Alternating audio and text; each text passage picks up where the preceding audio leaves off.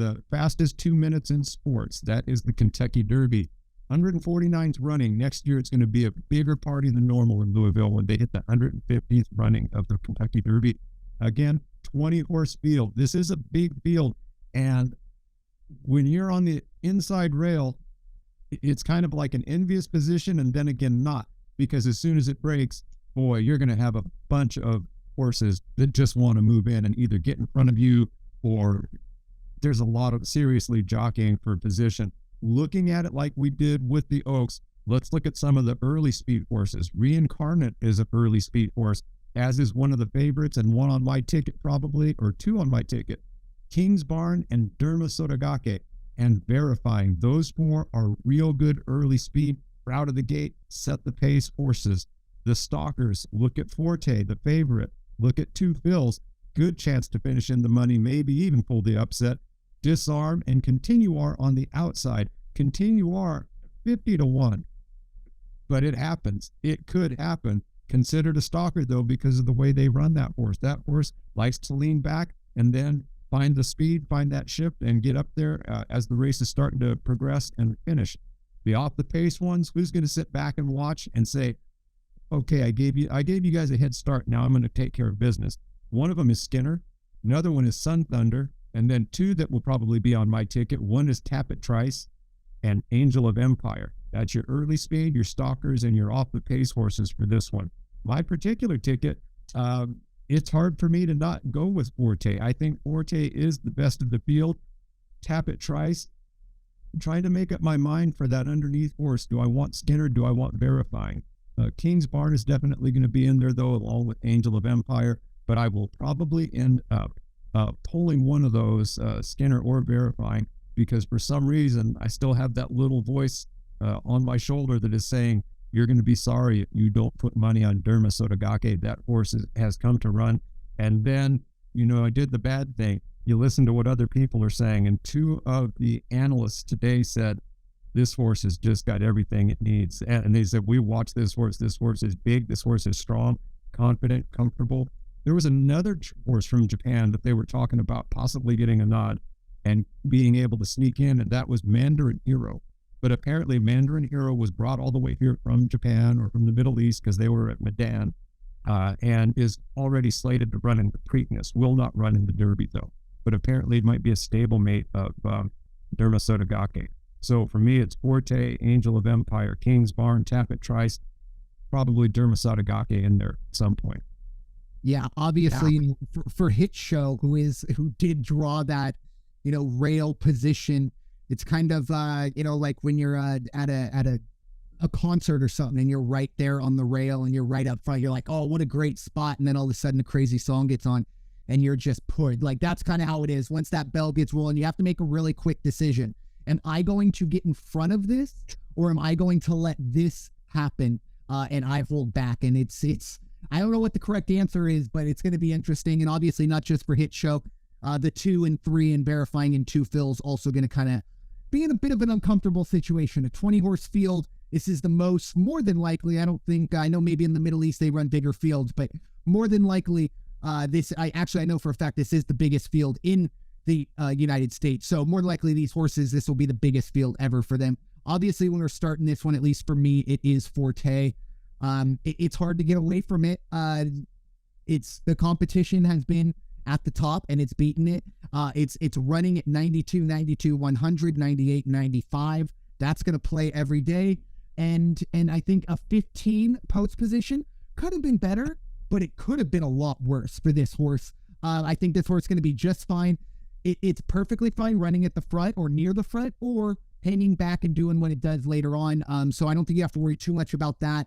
Obviously, Irad Ortiz and Todd Pletcher, have their strategy ready to roll for Saturday. But Forte, the biggest question for me is, will there be any value in taking Forte? I'll be honest, a morning line of 3-1 gives me hope. Obviously the bettors are going to have the final say when it comes to the final odds when it's all said and done. But if I can get Forte anything higher than even money, I'm feeling okay. I'm not going to, be running to the bank and, talking how amazing it was, but I'll feel okay. I'll feel like I have a winner in my pocket when it's all said and done. And, we'll see On the other side of things, this is a horse you brought up. Number 2 on my ticket is going to be Tapit Trice. This is a horse at 5-1.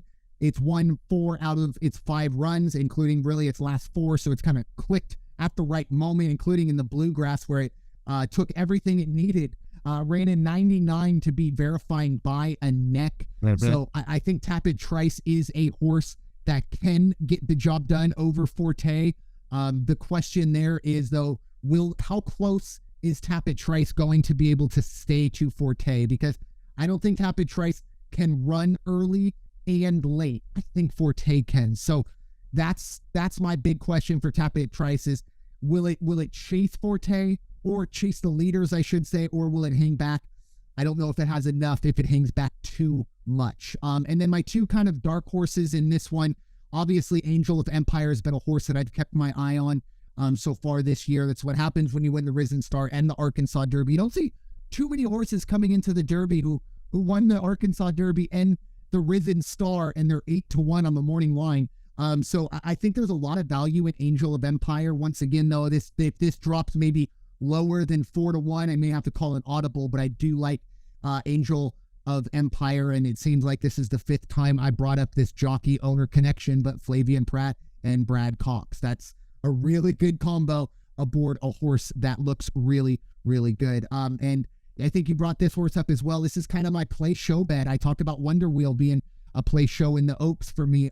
Disarm at 30-1. This is a horse that, look, it's not getting in the winner's circle, and obviously that is a problem. You want these horses to at least have the ability to win the race, and I'm not saying this horse doesn't. I just think a lot's going to need to happen for it, but it's a very consistent horse. It can run at the back. It can run at the front.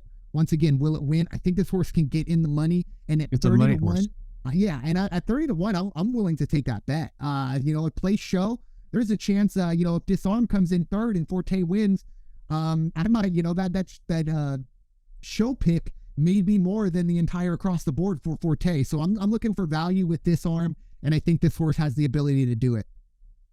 There was one out there too that a lot of the analysts were really speaking kindly of, and adding on their tickets, and seemed to be, I want to say, 4 out of the last 6 guys that I listened to, Practical Move.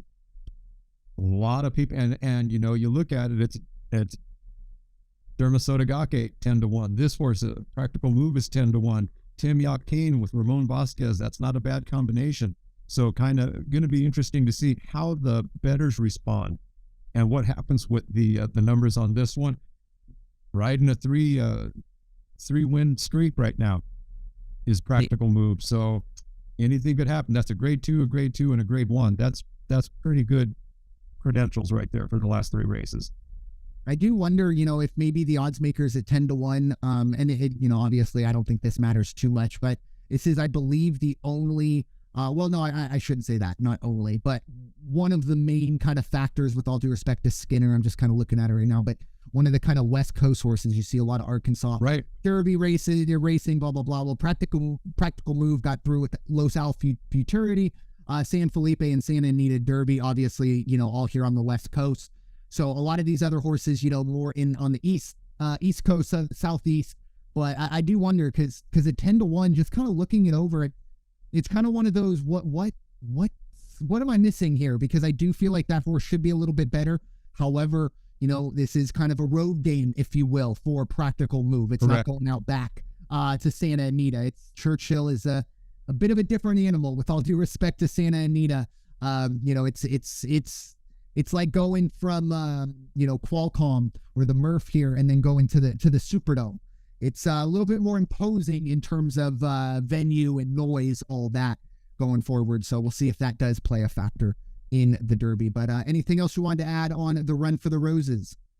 No, I mean, I could go through all 20 horses, and I could probably convince myself to bet on every one of them before the end of the show, but I won't do that. Yeah, no one wants that. We probably already gave too many, mixed signals there. But once again, as always, when we talk about horse racing, and all the time, we want you to follow us on Twitter all the time, but especially for horse racing, because once again, this isn't like, NFL, where when you put your odds in, you're locked in. There are ways to do that fine, but for the majority of the time, you're going to kind of have to ride where the odds are. And we're not probably, I know myself, I'm not going to put my bet in till about 5 minutes, 10 minutes to post. After that kind of post parade, that's when I finalize things based on the odds. So as always, make sure you follow us, myself at First Report, FERST, and of course at Raider Jim 1090 to just kind of get an idea of what we're thinking really all day on Saturday, to be honest, because we didn't have a ton of time to dive into every single race, but we're going to be keeping on our eye on every single race. But that's right. And even though, I don't want to get past the Oaks, I don't want to get past the Derby, but I already started doing some homework so that Original Cult Post is going to be ready to talk Preakness with you folks in just a couple weeks. Yeah, I can't wait for that. And you do wonder, we've seen maybe a bit of a theme in the past that maybe wet paint goes out and dominates. Do we see a Swiss Skydiver 2.0 and see wet paint run in the Preakness and beat the boys? That would be absolutely incredible. But a lot to go through, obviously, for wet paint. First things first, go out, handle your business, and see where the chips fall. But with that being said, time for some final thoughts. Raider Jim, what you got for us? Hey, just keep everything in perspective, and it's good to go out and make some bets. Don't take it too seriously. Bet smart. Don't bet beyond your means, folks. Don't bet beyond your means. It's not worth it. I strongly suggest, personally, I have a TVG account. It makes betting very, very easy, but use your own betting outlet, whatever is more comfortable for you. Or I will not have the opportunity to do this personally, but if I had a better schedule on Saturday, I might even find myself trotting up to Santa Anita and hanging out in the paddock area, or even to Del Mar, to the off-track facility up there. Just go somewhere, a sports book if you're in the Vegas area. Good times. Have fun with this. Amen. Yes, and that is the key.